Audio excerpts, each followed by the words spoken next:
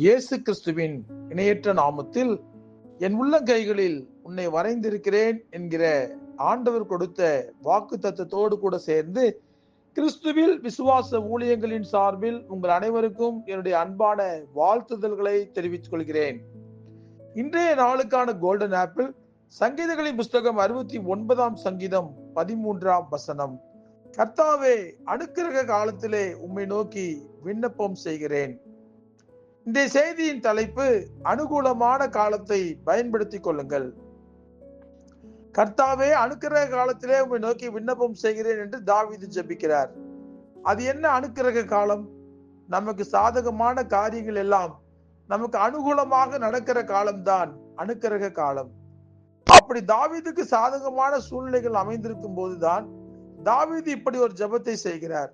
ஏனென்றால் தனக்கு சாதகமான காரியங்களை எல்லாம் கொடுத்தது ஆண்டவர் தான் என்பதை தாவீது புரிந்து கொண்டதினால் இப்படிப்பட்ட ஒரு ஜெபத்தை செய்கிறார். தாவீதுக்கு உண்மையில் பல காரியங்கள் பாதகமாக தான் நடந்து கொண்டிருந்தன. அவருடைய வாழ்க்கை ரோஜா பூக்களின் மீது நடப்பது போல சொகுசானதாக இருக்கவில்லை. தாவீதுக்கு பல சத்துருக்கள் இருந்தார்கள். தாவீதின் குடும்பமே தாவீதுக்கு எதிராக தான் இருந்தது. மகிழ்ச்சியாக இருந்த காலங்களை விட கண்ணீர் வடித்த காலங்கள் அதிகம் என்று சொல்லலாம். அதற்காக தாவீது சோர்ந்து போய் விடவில்லை. தான் எப்போதும் நம்பும் ஆண்டவர் மீது முழு நம்பிக்கை வைத்திருந்தார். அதனால் ஆண்டவருடைய கண்களில் தாவீதுக்கு கிருபை கிடைத்தது. தாவீதின் பாதகமான சூழ்நிலைகளை எல்லாம் ஆண்டவர் தாவீதுக்கு சாதகமானதாக மாற்றினார். தன் உயிரை காப்பாற்றிக் கொள்ள ஓடிக்கொண்டே இருந்த தாவீது தன்னுடைய நெருக்கடியான காலகட்டங்களில் கூட ஆண்டவரை நோக்கி துதிக்க ஆரம்பித்தார். அப்படி துதிக்கு ஏற்ற பதிலை ஆண்டவர் தாவீதுக்கு கொடுத்தார். தாவீது செய்த காரியங்கள் எல்லாவற்றிலும் ஆண்டவர் தாவீதுக்கு அனுகூலமாக இருந்தார்.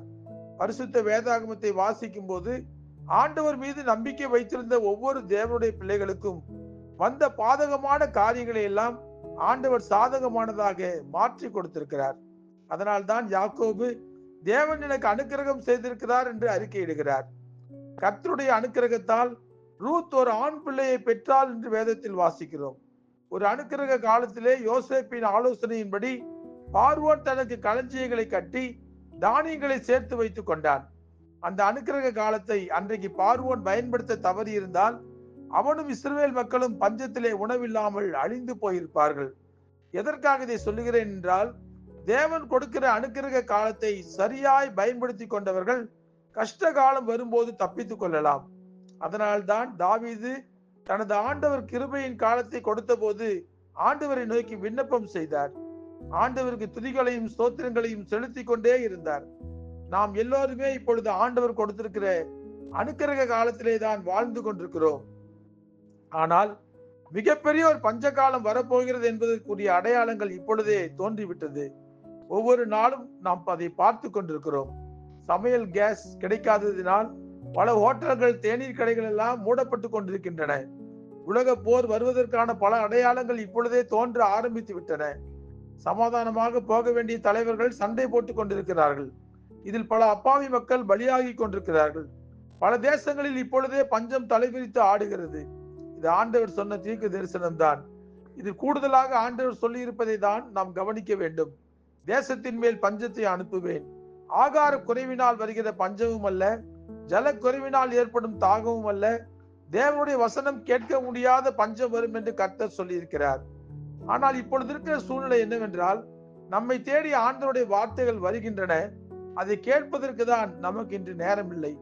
கடந்த மாதம் 2 காலங்களுக்காக நான் செய்தி கொடுக்க போன பல ஆலயங்களில் சபையில் உள்ள மொத்த குடும்பங்களில் பாதி பேர் தான் வேத வசனங்களை கேட்க வந்தார்கள். சபை போதகர்கள் சிரமப்பட்டு ஒழுங்கு செய்கிற ஆவிக்குரிய கூட்டங்களுக்கு வருவதற்கு விசுவாசிகள் என்று சொல்லுகிறவர்களுக்கு இன்று ஆர்வம் இல்லை. வசனம் கிடைக்கக்கூடாத பஞ்சகாலம் வரப்போகிறது என்பதை பற்றி பலருக்கு அக்கறையே இல்லை. ஆண்டவர் நமக்காக பூமிக்கு வந்து நமக்காக பூமி எங்கும் சுற்றி திரிந்து ஊழியம் செய்து அவருடைய வார்த்தைகளை சொல்லும் போது திரளான ஜனங்கள் வந்தார்கள். ஆனால் வந்தவர்களில் பெரும்பாலான மக்கள் அவரை அசட்டை பண்ணினார்கள். அவர் புறக்கணிக்கப்பட்டவராக, துக்கம் நிறைந்தவராக, பாடு அனுபவிக்கிறவராக இருந்தார் என்று பரிசுத்த வேதாகமத்தில் வாசிக்கிறோம். அதே நிலைமைதான் இன்றும். ஆண்டவருடைய வார்த்தைகளை யாரெல்லாம் புறக்கணிக்கிறார்களோ அவர்கள் எல்லாம் ஆண்டவரையும் சேர்த்து புறக்கணிக்கிறார்கள் என்று அர்த்தம். அதனால் தான் பவுல் அப்போஸ்தலன் எச்சரிக்கிறார், நாட்கள் பொல்லாதவைகளானதால் காலத்தை பிரயோஜனப்படுத்திக் கொள்ளுங்கள் என்று சொல்லுகிறார். நாம் இன்று எந்த நிலைமையில் இருக்கிறோம் என்பதை சற்று சிந்தித்து பாருங்கள். ஆண்டவர் நமக்கு கொடுத்திருக்கிற கிருபையின் காலங்களை தயவு செய்து பயன்படுத்திக் கொள்ளுங்கள். யார் மூலமாக ஆண்டவருடைய வார்த்தைகள் நம்மை தேடி வந்தாலும் காதுள்ளவர்கள் கேட்க கடவர்கள். காலம் வேகமாக ஓடிக்கொண்டிருக்கிறது. இந்த கிருபையின் காலத்தில் ஆண்டவரை தேடாவிட்டால் பின்பு அதிக பாடுகளை நாம் தான் அனுபவிக்க வேண்டும். ஆகவே முதலாவது தேவனுடைய ராஜ்யத்தை தேடுங்கள். ஆண்டவர் நமக்கு கொடுத்திருக்கிற அனுக்கிரக காலத்தில் ஆண்டவரை நோக்கி ஜெபியுங்கள். ஆண்டவருக்காக எதையாவது செய்யுங்கள். அதற்காகவே ஆண்டவர் நம்மை ஜீவனோடு கூட வைத்திருக்கிறார் என்பதை மறந்து விடாதீர்கள். ஜெபிப்போமா? அன்புள்ள ஆண்டவரே, எங்களுடைய வாழ்க்கையில நாங்கள் அனுக்கிரக காலத்திலே இருக்கிறோம். ஆமாப்பா, எங்களுக்கு பல காரியங்களை நீங்கள் அனுகூலமாக செய்து கொண்டிருக்கிறீங்கப்பா.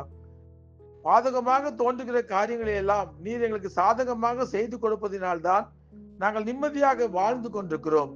இதை நாங்கள் அனுபவபூர்வமாக உணர்ந்திருக்கும் போது ஆண்டவரே, நாங்கள் உம்மை நோக்கி துதிக்க, உம்மை நோக்கி ஜெபிக்க, உமக்காக ஊழியம் செய்ய, உமக்காக எதையாவது செய்வதற்கு எங்களுக்கு பலன் கொடுங்க அப்பா. இந்த கிருபையின் காலங்களை நாங்கள் பயன்படுத்திக் கொள்ள உதவி செய்யுங்க. நீங்கள் கொடுத்திருக்கிற இந்த காலத்தை பிரயோஜனமாக நாங்கள் செலவழிக்க எங்களுக்கு கற்றுத்தாங்க. உமக்காகவே ஓட, உமக்காக எதையாவது சாதிக்க எங்களுக்கு பலன் கொடுங்க. இயேசு கிறிஸ்து என்கிற வல்லமையுள்ள நாமத்திலே ஜெபிக்கிறோம் நல்ல பிதாவே. ஆமேன், ஆமேன்.